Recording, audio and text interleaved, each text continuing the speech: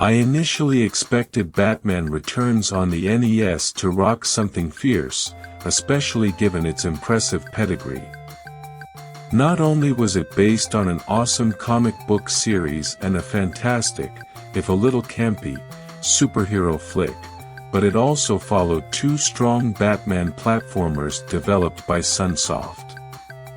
It was also created by Konami, a company that was known for crafting quality license titles at the time.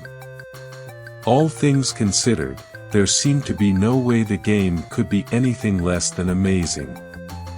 Perhaps it was my fault, then, that I ultimately found the game disappointing. For I had perceived magic in its lineage, and that blinded me to the possibility that Batman Returns could instead be unremarkable. I learned that there is no magic in regards to game development.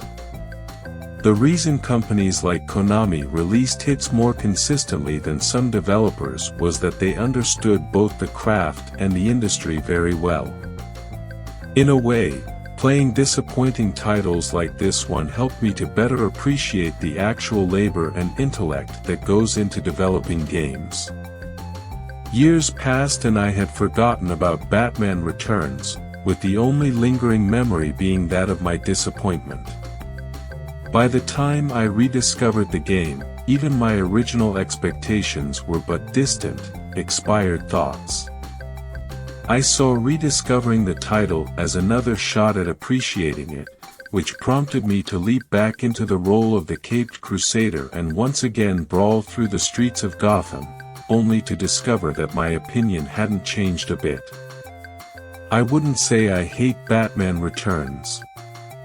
It would be difficult for me to dislike a Batman game that actually looks and feels like the source material, utilizing various sets either lifted from or heavily inspired by scenes from the movie. The game's dark color palette mimics Burton's brooding atmosphere and gives each stage a fittingly sinister and gothic feel. One of my favorite set pieces involves a rooftop with a gorgeous cityscape background, complete with earthy tones and classic architecture that capture the essence of Gotham. It's a small touch, but a much appreciated one. Such moments not only say that the developers saw the film and paid attention to it, but also suggest that they enjoyed the experience. In any case, it's a wonderful service to fans. The spectacular visuals help make up for this brawler's lack of badassery. You don't command a denim-clad vigilante on a mission to punch the face of every weirdo who looks like he raided a costume store or slept in an alley for the last 6 years.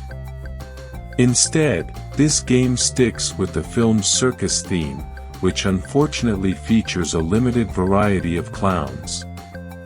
Most opponents, in fact, can best be described as either adjective, clown or clown with weapon, with only a few exceptions who stray from this scheme.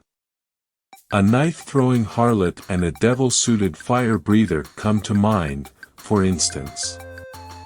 My main complaint with this game's rogues gallery isn't the lack of diversity, though. When I think of effective beat-em-ups, adjectives like awesome and badass come to mind, and those are the last words I'd use to describe a gang of combat-trained circus performers. Sorry, but I'll take broken bottles and seedy nightclubs over frills, grease paint, and leotards any day. Enemy arrangement is also an issue. In most brawlers, an approaching group of foes usually includes multiple enemy types. For instance, you might battle a group that consists of Punk 1, Punk 2, and couple costumed Freak 8s. Batman Returns, on the other hand, only pits you against one kind of adversary at a time. In other words, you might encounter a slew of fat clowns or a gang of acrobats, but never a combined force of fat clowns and acrobats. This is a huge missed opportunity on Konami's part. I can only imagine the crazy and difficult combos they could have concocted, like teaming a bazooka-toting clown with a devil and a knife thrower. I think I would have pulled every hair out trying to deal with the thrower while the other two sat on opposite sides of the screen firing projectiles at me. It would have been a tough battle, but a challenging and possibly memorable one.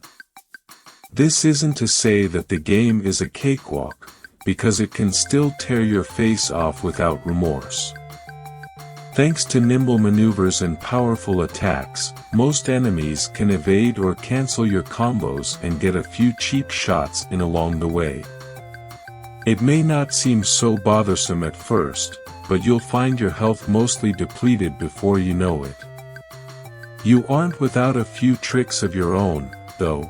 You not only have the classic batarang and grappling hook to work with, but you can also execute a brutal flying kick and a Mega Man-like slide.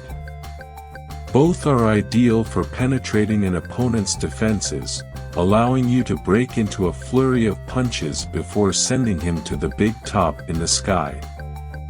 Once you learn how to deal with a particular thug, he doesn't pose as much of a threat.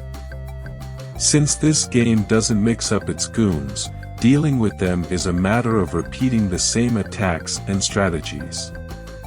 Despite how action-packed and challenging Batman Returns is, the game is so repetitive that the experience becomes tiresome by stage 3.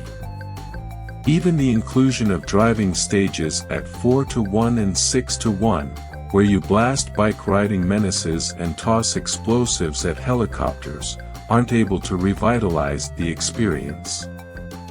Bit by bit, the game becomes less enjoyable and more of a chore. It's funny how one small aspect can ruin a game. In this case, it's not that Konami didn't try hard enough or wasn't devoted to creating a title that fans could appreciate. It's more that one element essential to the genre slipped their collective minds, resulting in a Batman title that's just okay when it should have been magnificent. All the developers needed to do was mix up enemy types within groups and the game would have likely been much less repetitive. Sadly, that's not the case, and what we're left with is a beautiful but flawed brawler.